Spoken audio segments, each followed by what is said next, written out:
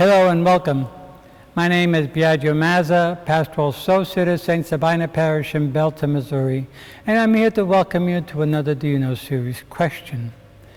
As we continue our reflections on lived faith experiences, today's Do You Know question is, do you know why altars are called the table of God's body?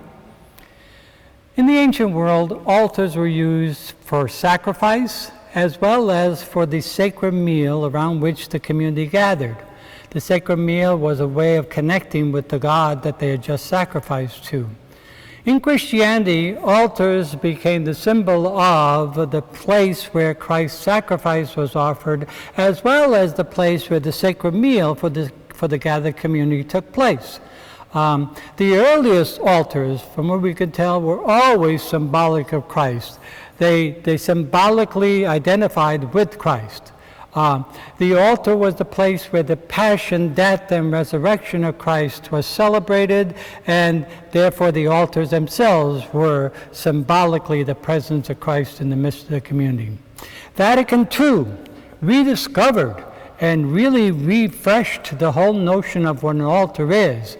It stressed, for example, that the altar should be in the midst of the people. It should be freestanding so that the priest can move around the altar and as he faces the people. The altar should also be situated in a way that when people enter, it draws immediately the attention and focus of people as they enter. The altar should be made of stone, a solid, symbolic of Christ, a living stone. They can be made of other substance and can be movable, but whatever they're made of, they should be substantial and solid. The stone also conveys the whole notion of Christ as the one that we can rely upon, the one, our rock and our safety, and so on.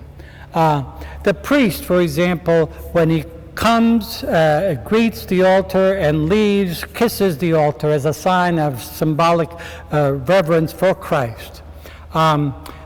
During the age of Constantine, from 312 on, when altars were being built on the near or on the graves of martyrs in order to honor the martyrs, as the churches grew, the churches continued to honor the martyrs by placing relics of martyrs inside the actual table of the altar as symbolic of the honoring of the sacrifice of the martyrs. Today, we no longer place martyr relics inside the altar, but rather reliquaries with relics of the martyrs can be placed underneath the altar, and so on. The altar, as a symbol of Christ, as a result of that, many reverences and rituals were associated with the altar. We mentioned the priests coming to greeting and leaving the liturgy by kissing the altar. People are recommended when they come into church to bow to the altar as a sign of reverence of Christ's presence there. The altar, when it's dedicated, it's actually consecrated with chrism, with sacred chrism, symbolic of the fact that Christ is the anointed one of God. Typically, on a number of altars, there are 5 crosses etched into the table itself, representing the 5 wounds of Christ. The candles are placed on the altar, either next to it or on top of the altar, representing Christ as the light of the world. Again, altars are to be made of stone, which is representative of Christ, a living stone. There should only be one altar, and that altar is representative of the one victim, Christ, and the one actual presence of Christ with us. And finally, on Good Friday, we notice that the altars are clothed and then stripped, representing the passion of Christ, of being clothed and stripped himself.